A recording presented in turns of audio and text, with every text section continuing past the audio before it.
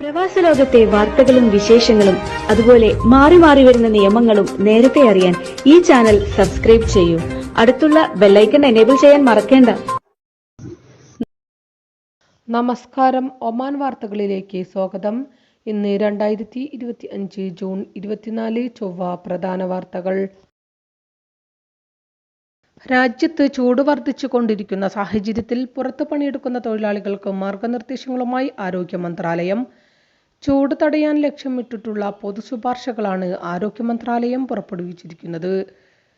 സംരക്ഷണ വസ്ത്രം, ആവശ്യത്തിന് ജലാംശം, രോഗലക്ഷണങ്ങൾ നേരത്തെ തിരിച്ചറിയൽ എന്നിവയ്ക്ക് ഊന്നൽ നൽകുന്നതാണ് മാർഗനിർദ്ദേശങ്ങൾ. ആരോഗ്യ പ്രശ്നങ്ങളില്ലാത്ത സുരക്ഷിതമായ വേനൽക്കാലത്തിനായി എല്ലാ തൊഴിലാളികളും ഇനി പറയുന്ന ശുപാർശകൾ പാലിക്കണമെന്ന് മന്ത്രാലയം അഭ്യർത്ഥിച്ചു. വായുസഞ്ചാരം സാധ്യമാക്കുന്ന ഇളം നിറത്തിലുള്ളതും അയഞ്ഞതുമായ വസ്ത്രങ്ങൾ ധരിക്കുക. നേരിട്ട് സൂര്യപ്രകാശം ഏൽക്കുന്നതിൽ നിന്ന് സംരക്ഷിക്കാൻ രൂപകൽപ്പന ചെയ്ത സംരക്ഷണ തൊപ്പികളും ഹെൽമറ്റുകളും ഉപയോഗിക്കുക. തലകറക്കം അല്ലെങ്കിൽ ക്ഷീണം പോലുള്ളവയെ അവഗണിക്കരുത്. അമിതദാഹം തോന്നുന്നില്ലെങ്കിലും ഓരോ 15-20 മിനിറ്റുകളിലും ഒരു ഗ്ലാസ് വെള്ളം കുടിക്കുക. കഫീൻ, അധിക പഞ്ചസാര അല്ലെങ്കിൽ കാർബണേറ്റഡ് പാനീയങ്ങൾ ഒഴിവാക്കുക. പോഷകസമൃദ്ധമായ ലഘുഭക്ഷണങ്ങൾ കഴിക്കുക. എന്തെങ്കിലും അസാധാരണ ലക്ഷണങ്ങൾ അനുഭവപ്പെട്ടാൽ ഉടൻ തന്നെ നിങ്ങളുടെ സൂപ്പർവൈസറെ അറിയിക്കുക.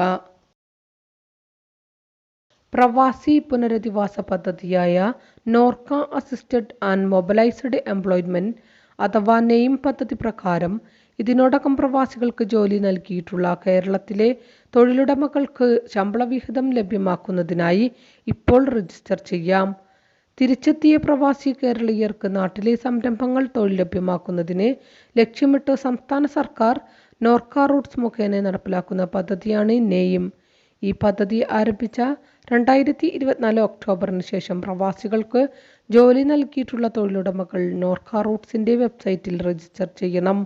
ചുരുങ്ങിയത് 2 വർഷമെങ്കിലും വിദേശത്ത് ജോലി ചെയ്ത് തിരികെ എത്തിയ പ്രവാസികൾക്ക് ജോലി നൽകിയിട്ടുള്ള തൊഴിൽ ഉടമകൾക്കാണ് ശമ്പള വിഹിതത്തിന് അർഹത. അപേക്ഷാ ഫോറത്തിനും വിശദവിവരങ്ങൾക്കും നോർക്ക വെബ്സൈറ്റ് സന്ദർശിക്കുകയോ 047127705523 നമ്പറിൽ ബന്ധപ്പെടുകയോ ചെയ്യുക. അർഹരായവർ ഈ ആനുകൂല്യം പ്രയോജനപ്പെടുത്താവുന്നതാണ്. ജൂൺ 13 ഇസ്രായേൽ ഇറാനിൽ നടത്തിയ നിയമവിരുദ്ധ മിസൈൽ ആക്രമണത്തിന് പിന്നാലെ മേഖലയിൽ നടക്കുന്ന സംഘർഷങ്ങളെ അപലപിച്ച് ഒമാൻ. ഗൾഫ് സഹകരണ കൗൺസിൽ അംഗമായ ഖത്തറിനെതിരായ ആക്രമണം ഒരു സഹോദര രാഷ്ട്രത്തിന്റെ പരമാധികാരത്തെ ലംഘിക്കുന്നതും നല്ല അയൽപക്ക തത്വങ്ങൾക്ക് വിരുദ്ധവും പ്രാദേശിക സ്ഥിരതയ്ക്ക് ഭീഷണിയുമാണെന്ന് ഒമാൻ വിദേശകാര്യ മന്ത്രാലയം വക്താവ് പറഞ്ഞു. പ്രാദേശിക സ്ഥിരതയ്ക്ക് അപകടകരമായ ഭീഷണി ഉയർത്തുന്ന പ്രവൃത്തി അസ്വീകാര്യവും അപലപനീയവുമാണ്. സിറിയൻ തലസ്ഥാനമായ ദമസ്കസിൽ ചർച്ചിൽ നടന്ന ബോംബാക്രമണത്തെ ശക്തമായി അപലപിച്ച് സുൽത്താനേറ്റ്. ആക്രമണത്തിൽ കൊല്ലപ്പെട്ടവരുടെ കുടുംബങ്ങൾക്കും സിറിയൻ സർക്കാരിനും ജനങ്ങൾക്കും ഒമാൻ ആത്മാർത്ഥമായ അനുശോചനം രേഖപ്പെടുത്തുന്നതായും പരിക്കേറ്റവർക്ക് വേഗത്തിൽ സുഖം പ്രാപിക്കാൻ പ്രാർത്ഥിക്കുന്നതായും വിദേശകാര്യ മന്ത്രാലയം പ്രസ്താവനയിൽ പറഞ്ഞു. എല്ലാത്തരം ആക്രമണങ്ങളെയും ഭീകരതയെയും നിരാകരിക്കുന്ന ഒമാന്റെ ഉറച്ച നിലപാട് ഈ വിഷയത്തിലും ആവർത്തിച്ച് വ്യക്തമാക്കുന്നതായി വിദേശകാര്യ മന്ത്രാലയം അറിയിച്ചു. സമാധാനത്തിനും സ്ഥിരതയ്ക്കും ഭീഷണിയാക്കുന്ന ഇത്തരം പ്രവർത്തനങ്ങളെ ഒരു തരത്തിലും അംഗീകരിക്കില്ലെന്നും ഒമാൻ വിദേശകാര്യ മന്ത്രാലയം പ്രസ്താവനയിൽ വ്യക്തമാക്കി. ഊർജ്ജധാതു മേഖലകളിലെ സ്വദേശീവൽക്കരണത്തെക്കുറിച്ച് കഴിഞ്ഞ ദിവസം ചേർന്ന ഷൂറ കൗൺസിൽ ചർച്ച ചെയ്തു. തൊഴിൽ ഒമാനൈസേഷൻ സംരംഭങ്ങൾ നിരീക്ഷിക്കുന്നതിനുള്ള നിരന്തരമായ പ്രതിബദ്ധതയുടെ ഭാഗമായി ഷൂറ കൗൺസിലിന്റെ യുവജന മനുഷ്യവിഭവശേഷി കമ്മിറ്റി ഊർജ്ജധാതു മന്ത്രാലയത്തിന്റെ under secretary Muhsin Hamad Al ഹദ്റമിയെ ആതിഥേയത്വം വഹിച്ചു. ഊർജ്ജധാതു മേഖലകളിൽ ദേശീയ പ്രതിഭകളെ ശാക്തീകരിക്കുന്നതിനും ഒമാനൈസേഷൻ വർദ്ധിപ്പിക്കുന്നതിനും ലക്ഷ്യമിട്ടിട്ടുള്ള തന്ത്രങ്ങൾ അവലോകനം ചെയ്യുന്നതിലാണ് യോഗം ശ്രദ്ധ കേന്ദ്രീകരിച്ചത്. 4 പതിറ്റാണ്ട് കാലത്തെ ഒമാൻ പ്രവാസം അവസാനിപ്പിച്ച് നാട്ടിലേക്ക് മടങ്ങുകയാണ് മനോഹരൻ കുരുവായൂർ.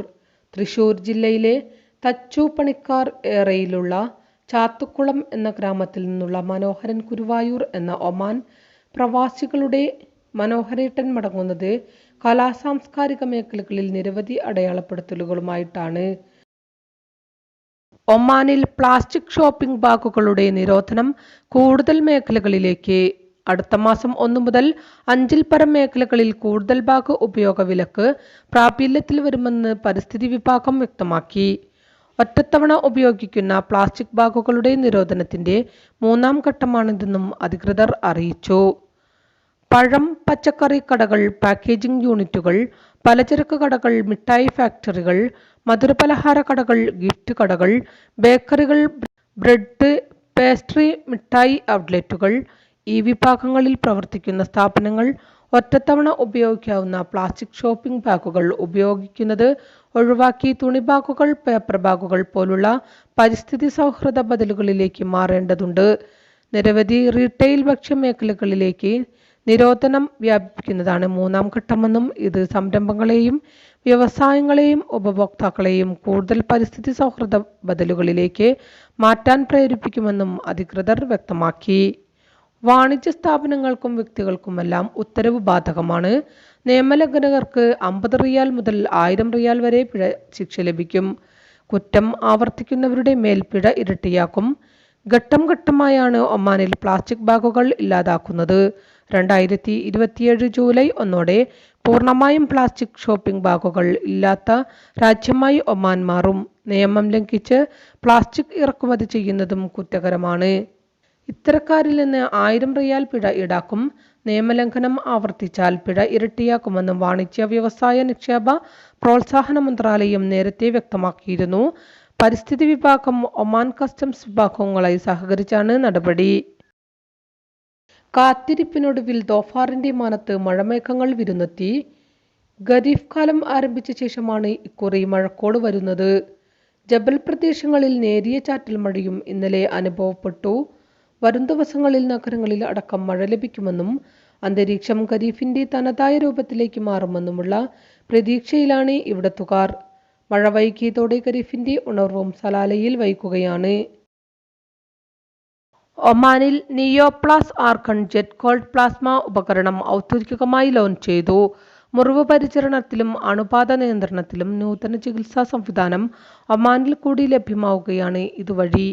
ഖൗല ആശുപത്രിയിലും ഒമാൻ ഇന്റർനാഷണൽ ആശുപത്രിയിലും വിജയകരമായ ക്ലിനിക്കൽ വിലയിരുത്തലുകൾക്ക് ശേഷം അൽഫാർസി നാഷണൽ എന്റർപ്രൈസസ് ആണ് CEMDR അംഗീകൃത ജർമ്മൻ സാങ്കേതികവിദ്യ സുൽത്താനേറ്റിൽ അവതരിപ്പിച്ചത്. ലോഞ്ചിന്റെ ഭാഗമായി രാജ്യത്തുടനീളമുള്ള 150-ലധികം ഡോക്ടർമാരുടെയും ആരോഗ്യ സംരക്ഷണ വിദഗ്ധരുടെയും പങ്കാളിത്തത്തോടെ മസ്കത്തിൽ മെഡിക്കൽ സിംപോസിയം നടന്നു. യൂറോപ്പിൽ നിന്നും ഒമാനിൽ നിന്നുമുള്ള പ്രമുഖ വിദഗ്ധരുടെ നേതൃത്വത്തിൽ ശാസ്ത്രീയ കൈമാറ്റം, പ്രായോഗിക ഉൾക്കാഴ്ച, ഉപകരണത്തിന്റെ തത്സമയ പ്രദർശനം എന്നിവ നടന്നു. ഇടതു സർക്കാരിന്റെ മേലുള്ള ശക്തമായ ഭരണവിരുദ്ധ വികാരമാണ് നിലമ്പൂരിലെ വിജയമെന്ന് കോൺഗ്രസ് നേതാവ് NO ഉമ്മൻ വാർത്താക്കുറിപ്പിൽ പറഞ്ഞു. ഭരണധൂർത്തും ആശാമാരുടെ സമരം ഉൾപ്പെടെയുള്ള സാധാരണക്കാരുടെ വിഷയങ്ങളിൽ ഇടതു സർക്കാർ ധിക്കാര നിലപാടുകളും ജനങ്ങൾക്ക് പൊറുതിമുട്ടിയതിന്റെ തിരിച്ചടിയാണ് ഈ പരാജയം. ഹിന്ദു മഹാസഭയും PDPയും തിരഞ്ഞെടുപ്പിൽ മാത്രം ഉറക്കത്തിൽ നിന്ന് ഉണരുന്ന സാംസ്കാരിക പ്രവർത്തകരുടെ സാന്നിധ്യവും ഉൾപ്പെടെ ഇടതു വോട്ട് ചോർച്ചയ്ക്ക് ആക്കം കൂട്ടി. ഒമാനിൽ വടക്കു പടിഞ്ഞാറൻ കാറ്റിന് സാധ്യതയെന്ന് കാലാവസ്ഥാ നിരീക്ഷണ കേന്ദ്രം മുന്നറിയിപ്പ് നൽകി. ജൂൺ 26 വ്യാഴാഴ്ച വൈകുന്നേരം വരെ കാറ്റ് തുടരും. മരുഭൂമിയിലും തുറസായ പ്രദേശങ്ങളിലും പൊടിയും മണലും ഉയരാൻ കാറ്റ് കാരണമാകുമെന്നും അതിന്റെ ഫലമായി ദൂരക്കാഴ്ച കുറയുമെന്നും കാലാവസ്ഥാ അധികൃതർ അറിയിച്ചു. മുസന്തം ഗവർണറേറ്റിന്റെ തീരങ്ങളിൽ കടൽ തിരമാലകൾ 2 മീറ്റർ വരെയും ഒമാൻ കടലിന്റെ 1.5 മീറ്റർ വരെയും ഉയരാൻ സാധ്യതയുണ്ടെന്നും മുന്നറിയിപ്പിൽ പറയുന്നു. ഇതോടുകൂടി ഇന്നത്തെ വാർത്തകളും വിശേഷങ്ങളും ഇവിടെ അവസാനിക്കുന്നു. കൂടുതൽ വാർത്തകളും വിശേഷങ്ങളുമായി നാളെ കാണാം. നന്ദി, നമസ്കാരം.